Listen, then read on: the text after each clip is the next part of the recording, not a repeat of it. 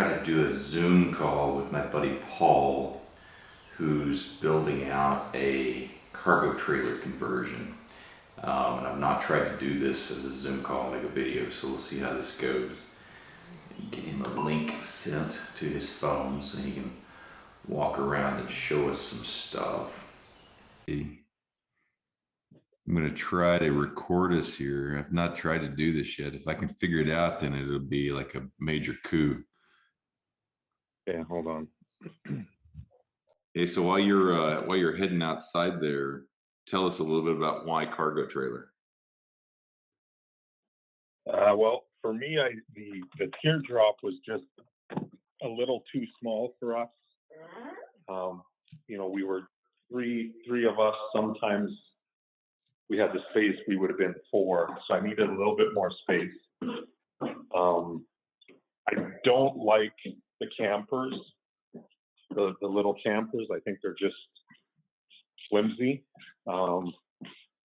And plus, I wanted to build something custom. So I think the cargo trailer gave me really low cost to enter that market, right? They're really cheap. Yeah. And complete customizability. So that's really kind of what appealed to me. And then I can make it more off-road, off-grid, right? Most campers are made to be hooked up at the busy RV parks. This one, we can make it solar and make it however we want. So, and your audio is kind of slowing down. I don't know if it's because you're getting off your Wi-Fi or not. Oh, there it picked back up. What dimensions did you end up with? Like what length and width and stuff? So it's a 7x12. Yeah. I was originally at a 6x12, but the trailers are in real demand now. It's hard to find them. I needed to stick to a single axle for the weight because I'm towing it with behind a V6. So right now it's an Acura MDX, all-wheel drive. Eventually it'll be a Toyota 4Runner, but the dual axle created a little too much weight. So we ended up with a 7-foot wide by 12. Okay. This is it, by the way, which is as big as you can get before getting to a tandem axle. 7x12 is the biggest you can get before you go to tandem axle. What's it weigh? It's I think it's 1,300 pounds. They're usually 1,200 pounds, 6x12, and I think the extra foot added about 100 pounds. The second axle adds, I think it's something like, if I remember correctly, almost 600 pounds more. So it makes quite a difference. I like the V front too. Yeah, that's the other thing. The V nose. So on the downside of the V nose is you lose a little bit of the front for storage. Yeah. So I don't have space on the hitch there. But the flip side is you gain all that covered space inside. So the V nose itself is 20 inches, 20 more inches of inside space at the deepest. Is that a door that you just walked past? Yeah, so you've got the door to the right and these little wheels, but he had mags on them. I didn't care for the mags, but it's going to save me $150 to take them off. So if I just keep them on, save the work. I think we'll replace the wheels, put some bigger wheels. The problem with that is if you go off-road, I can keep the same axle for now, but I have to take the fender off, put a bigger fender on. And so I've been looking at working with a steel fabricator to create a big step and fender out of steel. Okay. So it's going to work to change the wheels. It's going to mean some structural work, but I definitely would like to do that. So does it have leaf springs or something? What's that? Yeah, it's on another video we could go underneath and show you a little bit. I was actually really surprised.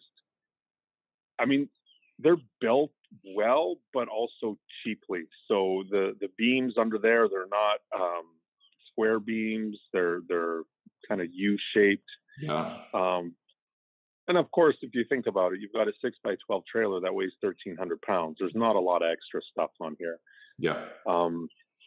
This one actually is a little better because the inside walls are actually 16-inch on center. So I've started insulating it.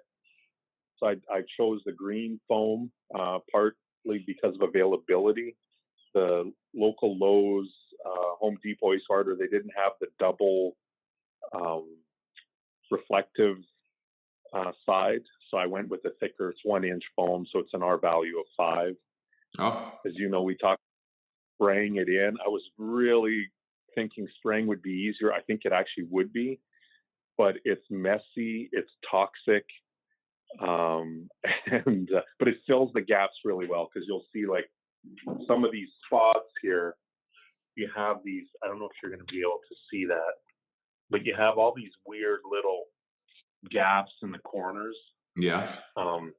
They make this stuff called great stuff, which is in a little aerosol can, and it's basically like a foam, and it'll fill in all those gaps for you.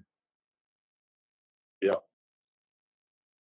It looks like you guys have done a great job, though. It's a lot of work. Yeah, it's about 6 hours of work so far to take off the plywood and install the insulation. So we're done the walls and the ceiling. Have to figure out the floor. Oh, and by the way, here's the great stuff. I got the window kind so it doesn't expand. Yeah. So I'm going to test it with this one can, see how it works, because there are different kinds that expand more or less, and I think the window one's the best one. I've seen guys do it where they get the big gap foam, and it's big gap because it expands a ton, and it just makes a huge mess. I think this stuff's going to be a little better. So yeah, 6 hours to take off all the plywood. The plywood, there was no plywood on the ceiling. This trailer, it's Covered Wagon brand. This is their Gold series, so it's a little bit better than their entry level, which I don't think they manufacture anymore. This is out of Fitzgerald, South Georgia. Okay. And I actually got one from a dealer in Winder. But they actually insulate the ceiling with a thin thermal layer of something. It probably has an R of like 2. But I had space to add another inch of insulation. So I've got a little extra insulation in the ceiling. So the floor, I have to figure out, do I lay it on top of this 3/4 inch plywood, or do I put it underneath? I've seen some guys actually go underneath the trailer. So I didn't realize this, but underneath the trailer is exposed wood. So basically you have the metal beams, and then they just lay the plywood on top. And if you look on the edge here, you can see that they've actually sprayed it, and then underneath has this black. Yep. Right. So I think it helps protect it. It's not insulation or anything, but I guess that's normal. You have exposed wood. The Moby's the same way. What's that? The Moby's the same way. Yeah, and I guess it's durable. It's one thing for a cargo trailer. It's really easy to pull these up and replace them if they start rotting. Of course, if you convert it, you've got beds and electrical and flooring on top of it. But I'm really hesitant to coat it with like a Rhino coat or anything, because they say that actually holds the moisture and makes it worse. So leave it for now. My thinking is I'm going to insulate. I do want to insulate the floor because when it gets cold, it's really cold through the floor. I think what I'm going to do is I'm going to just kind of do it the easy way. I'm going to put the 1 inch on top of this 3/4 inch, put another 1/4 inch on top, and then my flooring. So I'm going to lose 1.5 inches. Do you think you get any float in the floor, though? I'm honestly, JP, I'm not sure if I need to frame this or what. I haven't decided. I have the insulation ready to go. I'm not 100% sure what I'm going to do there. So, yeah, that's Also Problem for is the electrical, if you put ribs on the floor, you could kind of get rid of the sponginess, but you get thermal conductivity through the ribs. yeah. So does it have a roof vent already? Yeah, so this one has a manual vent, but it's all framed. It's 16 by 16. I think the hole is 14. But Okay. yeah, it's just a manual vent. But I have a max fan already in my cart. Um, And it'll just kind of go with right that, in that same spot? I think it will just go right here because this gives me room behind here for a roof rack, Yep. and then in the front, a space for solar panels. So I think it's in a good spot. You got a Yeah, nice room to stand up in there too. yeah. Well, that's why I wasn't so concerned, and I'm not that tall. I'm 5'7". So tall guys usually will add those 3 inches, but I'm not sure what it's going to be once I'm done with the ceiling panel and the floor, depending what I do. But I'll have plenty of room. I mean, I have, I think it's 6'5" is the total interior height. Oh wow, So it is tall. Yeah.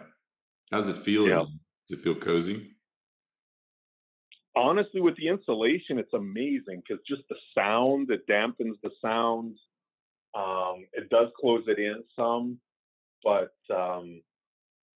having the 7 foot is really nice. That extra foot really makes a big difference because now when I plan my beds, I'll be able to have that extra space in between them to wash. The other thing, JP, that we did is we got the cargo ramp instead of the barn doors. We were talking about doing the barn doors before, and I've seen some really neat designs where this turns into a bit of a patio, if you will. So you put Yeah. the little risers in the back, and it's a decent size. So the other thing is I couldn't find any with barn doors. So I think this will work. Yeah. No, it looks awesome. I think that patio idea, now that I see it, seems pretty cool. Yeah, yeah. The So what do you wires think? can be in the way. That's kind of, you just come out straight out the back. Those wires help lift. Got a garage door spring, so it helps lift it. So you just have to walk out the back, put little steps in the back. You have to go around when you get out. Gotcha. Does it lay down level or is it at an angle? Well, this is at a complete angle, so it's made.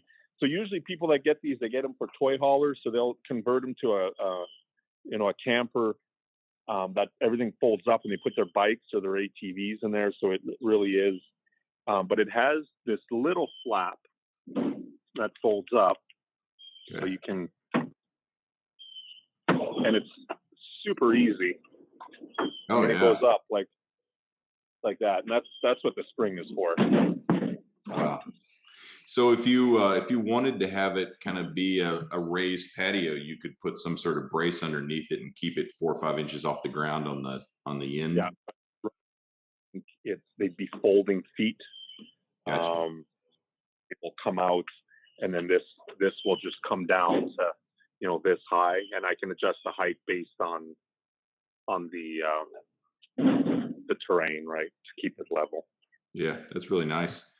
So what are you thinking about electrical? Well, right now I think my current version, I've been through a few different plans, but so the door here, I have a window in there, but the door opens up. So when you come inside, it swings out to the right. So when you come into the right, you've got the nose, and it's Yep. 24 inches about from the door here to the end of the nose. So I'm thinking we're going to have some sort of cabinetry here, and that's where all of the electrical, the battery for solar, The switches, I think, will probably be on this side here as well. Hang on just a second. Every, The video is still catching up with us. Oh, so where are you going to put the switches? I think the switches will be on the right. Okay. Or we could come over and bring them to here. What's going to dictate that, I think, is going to be where the beds go, how close they come to the edge of the door here. Gotcha. And I sent you a couple links last night. One to a latching relay, which is what will allow us to do multiple zones. And then some of those little push button switches. What I couldn't find last night was the gang switch panel where you put 4 of those little round ones in there. So we'll have to keep looking for that. I think I also sent you a wiring gauge chart that kind of shows what gauge wire we have to use for what current for what length. I sent you a fuse box or fuse panel that I've used a few times. You don't have to use that one, but Blue Sea seems to make really good stuff. And then that master power control switch. So yeah, I've already put those in the cart. I'm like, if that's, we need to get those all put together and make sure we have all the pieces we need. I think I might order the lights as well. So I think that the electrical system is going to be, I'm trying to keep it as straightforward as possible, but as I start thinking all the things I'm adding, it's not as simple. So I think the only piece that's going to be shore power is the AC unit. And the battery charger. What's that? Oh, of course. Inverter charger. Yep. Yeah. And then the lights, which right now I'm thinking 6 flush mount LEDs in the ceiling, kind of spaced out. Might have 1 or 2 under cabinet lights. And then I want to do a perimeter. So around the edging here, I want to leave it a bit like a trim that allows us to go inside. So I want to hide everything, but make it that it's removable if we want to run stuff. But I actually want lighting in there to go off the ceiling. Yep. So just a double LED strip kind of lighting. And that'll be more the ambient light. And I'll probably get it RGB so I can actually change colors as well. I think the kids would like that. And then we'll have probably 4 receptacle / USB chargers kind of around the trailer. But I think that's it.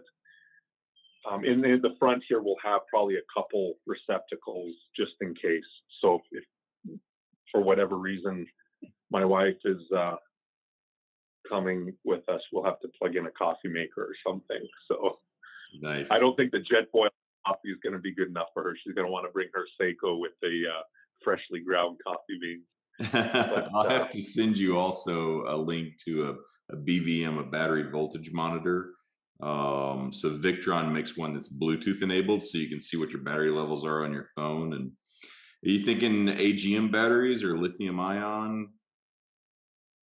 I don't know enough to have an opinion right now. I think AGM, well, they have their pros and cons. I might be leaning AGM, but I haven't totally researched that yet. That might be an area you can help me with, because definitely cheaper, but if they're going to be heavier. I mean, the other option too is that you could just get like a Goal Zero Yeti 1500 or a Goal Zero Yeti 3000 and make it your central brain, and then we can design everything to plug into it. Yeah, I like the modularity part as well. Even when I was looking at heaters, I was thinking, and I've gone through different versions, and we were talking about the diesel heaters, or the roof unit that does AC and heat. And I was looking at portable propane heaters, and I just like the idea of, man, if I had a propane, and this is getting more rustic, obviously, but if I have like a Mr. Buddy in the mornings, when you get up in the morning and it's pretty cold, and you're drinking your coffee, and that's your only source of heat. I was thinking it'd be kind of nice to be able to pull that little Mr. Buddy, bring him outside, put him by my feet while I'm sitting sipping on my coffee. So I'm so undecided on a lot of this stuff that I'm totally open with the electrical to explore, batteries and the Yeti system. Totally open. Well, the cool thing about the Um, Yeti system is that you could bring it in the house if you had a power outage or something. And with the Mr. Buddy, I think you would get, I don't think you would be happy long term because of the condensation you get, because you get water vapor as a byproduct of the combustion. Whereas with like a Propex, a diesel, or this Chester, there's Chester. he's super involved in the He's project. involved, kind of like that, getting in the way. That's what he does. He doesn't care about Zoom, does he? No, he just he's pretty aloof this way. He's almost like he's got a little bit of cat in him. I think it's the poodle in him. It's that French kind of aloofness. I don't know. He's just Zoom bombing. Yeah. So you're So gonna yeah, build I'm totally open. I mean, I'm what I'm realizing is you have inside considerations like the electrical, but I bought a ladder. I just got it yesterday because I want this thing to look a little bit off-road outside. I don't want it to look too much like a cargo. So I'm looking at call it saddlebags, cargo version, basically tool boxes on the side. I do want the bigger fenders. I want the rack on the top. But when I was looking at the ladder, how you bolt that on, and it's not 16-inch wide, it's 12. I have to do work on the inside. I have to do framework. So I'm starting to realize it's not just about figure out the wiring, put up the walls, put up the beds. There's some stuff I have to consider as I'm doing the exterior work. I have to do some strengthening inside. So a lot of things to consider for sure. Yeah, it's their project, but it's fun because you kind of get to make it your own and play with it as you go. Yeah, for sure. So hopefully I'm tracking my hours, tracking cost. I'm trying to get a sense of, cost is not hard to track, but really what I wanted to calculate was how much time am I actually spending on this? Because I think a lot of people, when you go out there, people don't realize how long it takes to build these. People say, I built this in 2 months. I built this in a year, right? It ranges. You go online and you look at people building their trailers. Well, that doesn't really help me because if it's, 2 months of full time, that's a lot, right? A year, if it's a couple hours a week. So I'm actually counting the hours. And like I said, right now I'm 6 hours in with a little bit of help from the kids. So maybe make that 7 hours, people hours, but to tear down the plywood and get the insulation, install it, cut it, ceiling and roof, or ceiling and walls. So that's what I'm interested in too, is like how much work is it to do this? Yeah, it's a lot. I know that. I'll tell you that for sure. Are the kids enjoying kind of being part of it?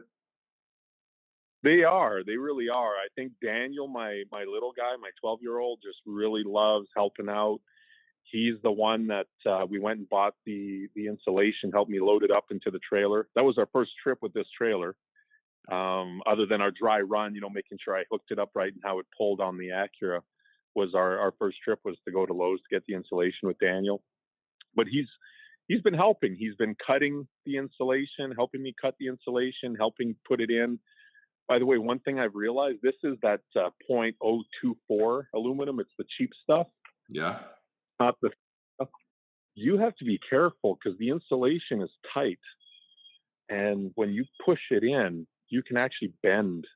If you bang it in, you can bend the aluminum a little bit. And that's one thing, by the way, another reason why I didn't go with the foam is I heard it actually bulges the heat and the pressure. It actually bulges the aluminum because that base aluminum skin on these trailers that are mass produced is cheap and thin. So that's one recommendation, is I would say if you can, and right now the way the market is, beggars can't be choosers. You find what you find, and the vast majority of them are the thin aluminum.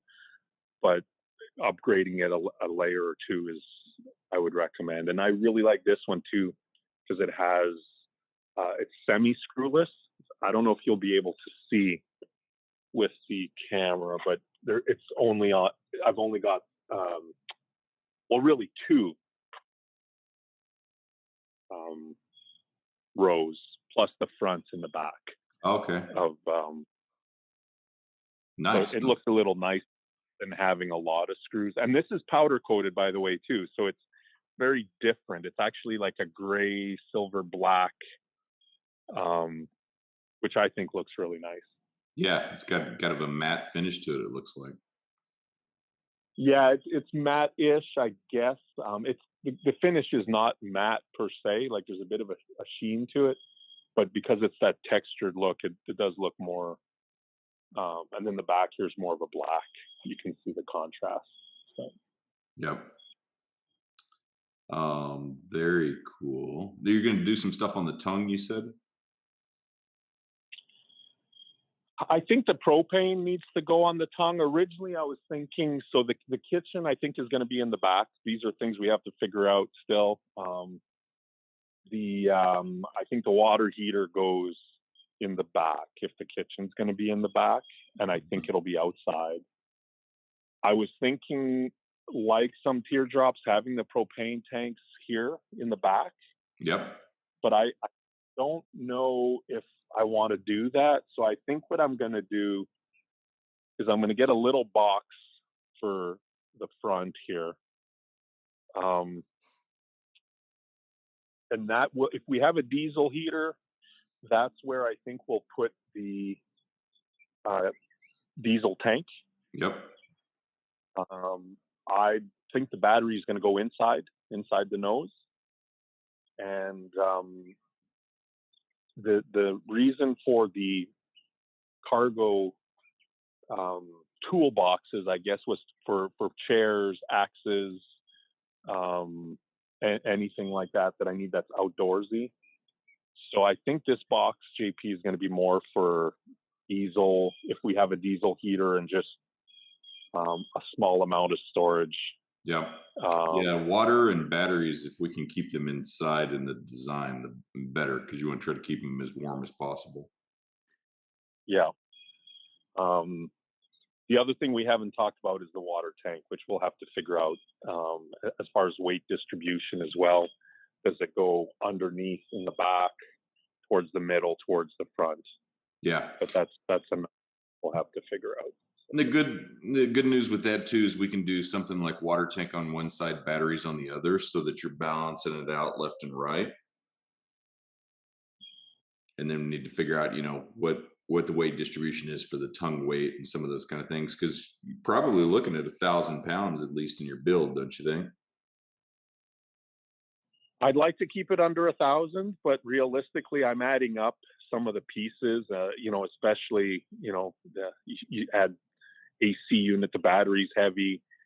Anything that's built out of wood adds a lot of weight quickly. The bed frames, the cabinetry, the water tank, of course, when it's full, depending how big it is. I think it'll probably. I definitely need to be under 2,500 pounds all in when I'm towing.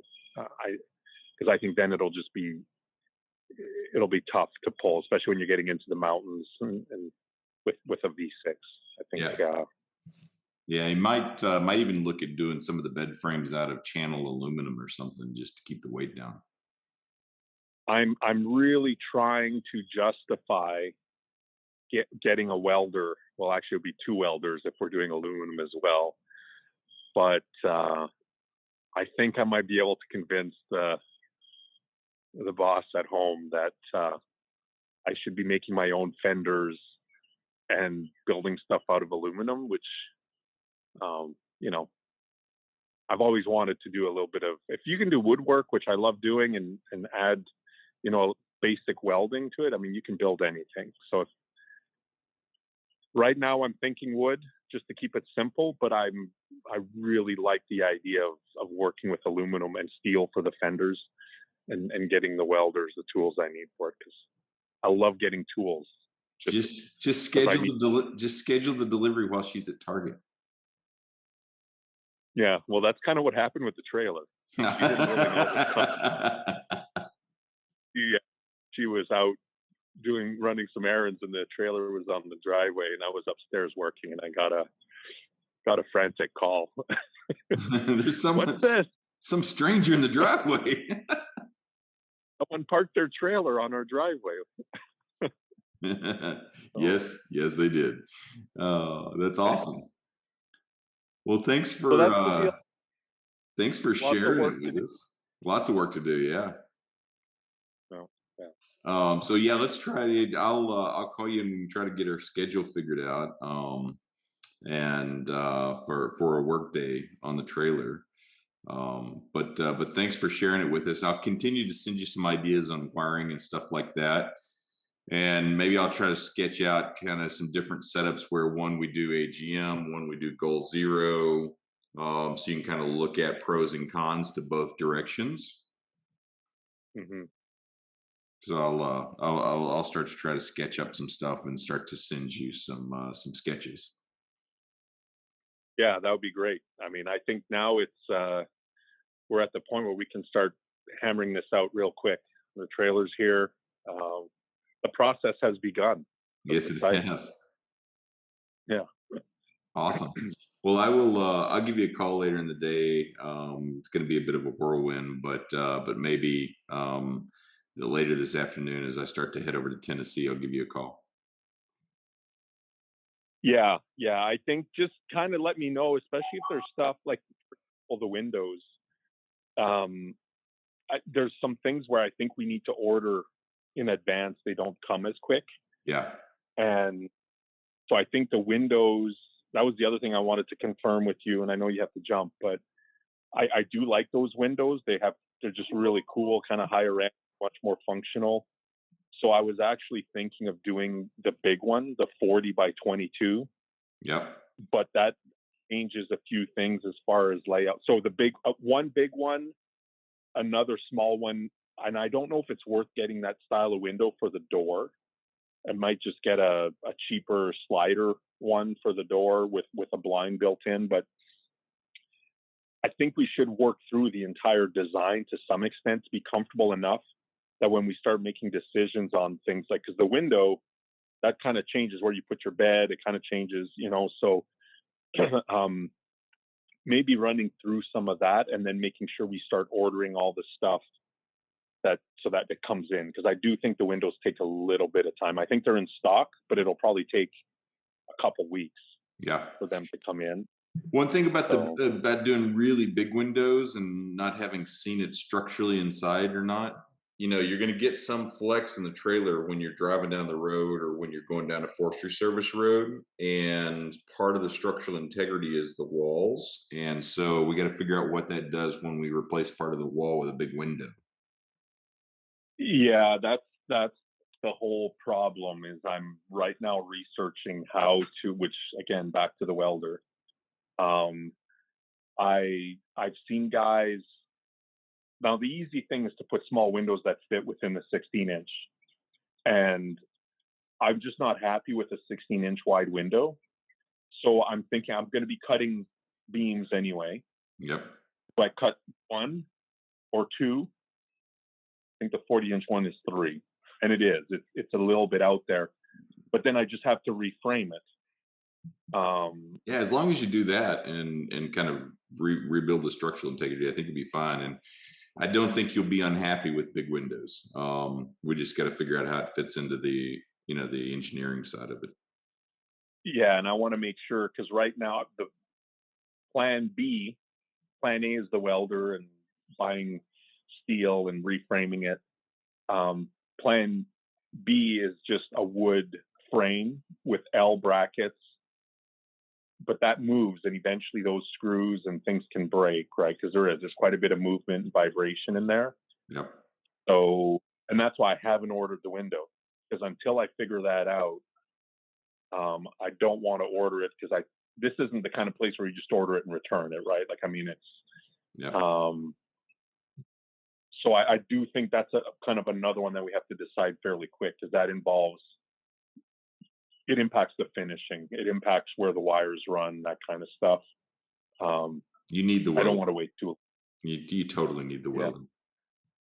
That's what I think. That'd be easy.